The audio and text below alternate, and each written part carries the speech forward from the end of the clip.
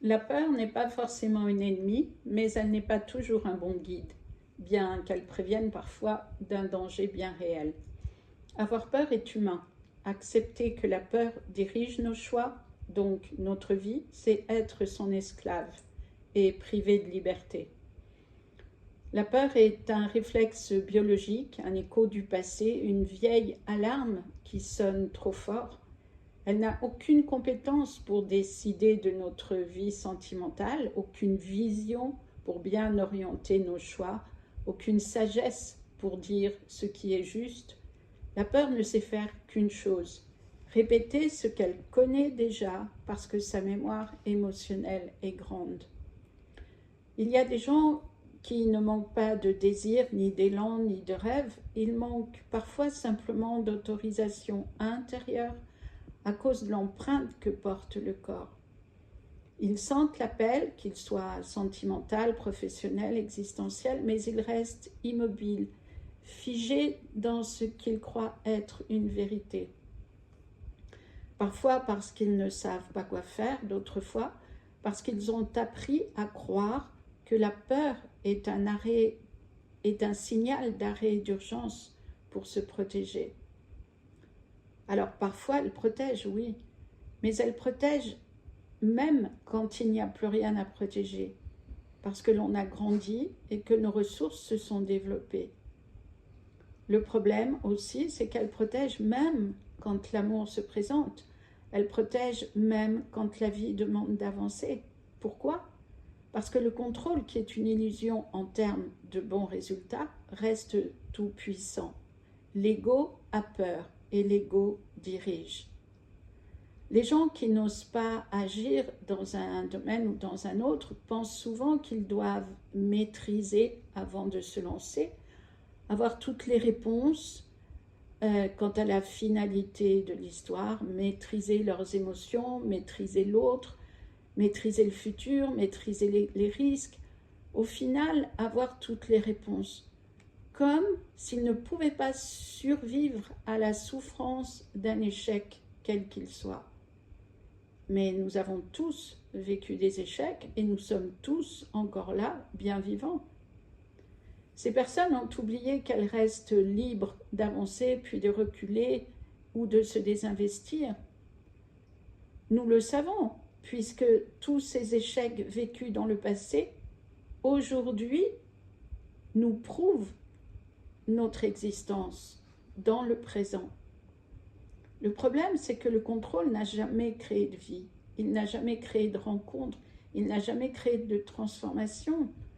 Le contrôle, c'est une cage dorée, un arrêt sur image en réalité, un espace-temps figé où l'on se croit en sécurité mais qui nous empêche de respirer, de nous expanser.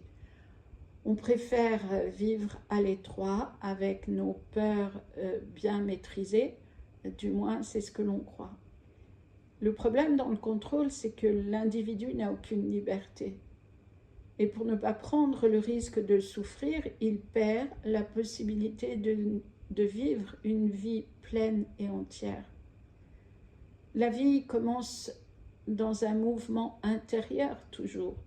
Contrôler ce mouvement à cause d'une mémoire de peur, c'est s'empêcher d'aller vers plus de bien-être et c'est aussi persister à regarder le bonheur comme un horizon que l'on n'atteindra jamais forcément.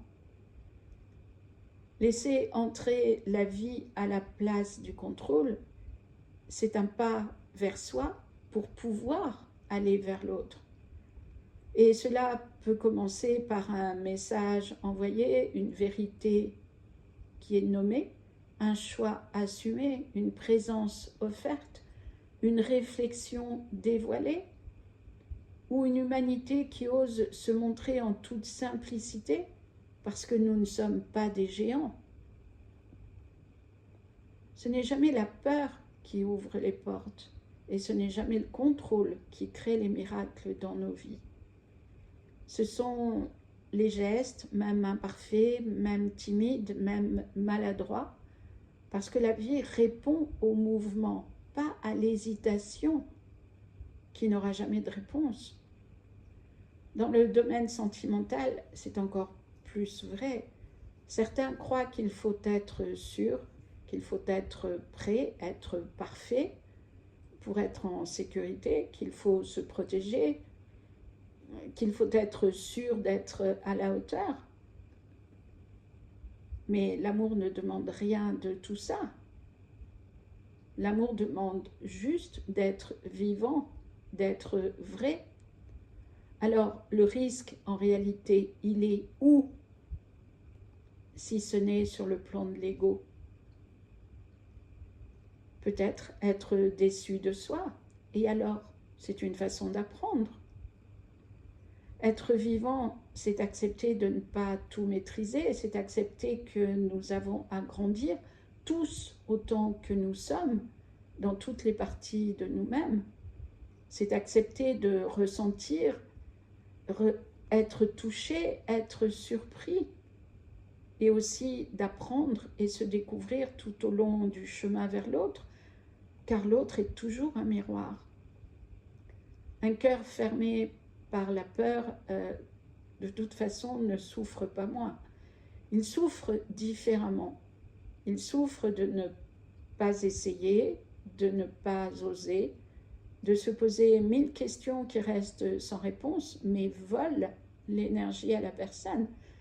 Parce que les réponses ne sont jamais dans la tête, elles se trouvent dans le cœur. La vérité donc, c'est que la peur est inutile, ou juste assez utile pour se poser les bonnes questions afin de savoir comment avancer, comment bien avancer.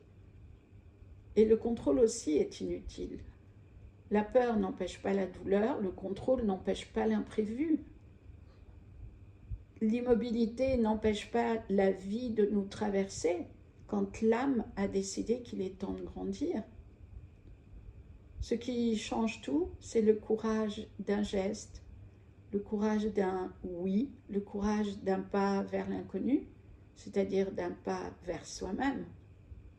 Pas parce que l'on n'a plus peur, mais parce que l'on sait que l'on est prêt à traverser, parce que l'on a assez de confiance en soi pour se faire confiance et savoir que l'on survivra à l'orgueil de l'ego qui pourrait prendre une situation pour une défaite.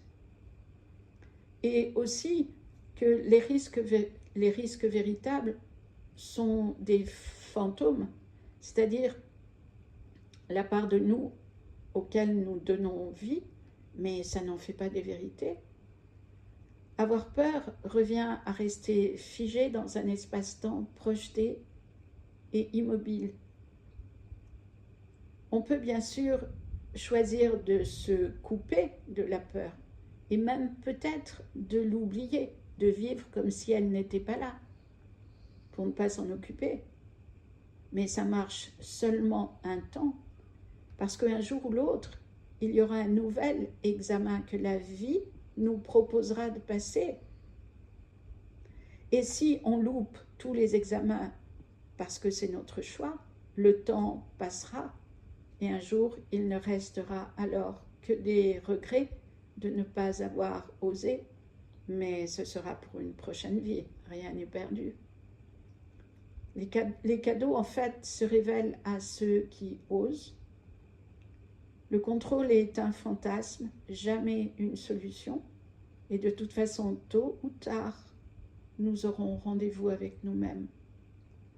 Alors, je souhaite vraiment à chacun de nous d'être capable de choisir l'amour en toute situation, parce qu'il n'y a aucune autre bonne solution. On est soit dans l'amour, soit dans la peur. L'entre-deux n'existe pas. Et que ce soit l'amour ou la peur, il y a toujours des conséquences, soit heureuses, soit difficiles. Merci à vous et à bientôt avec plaisir.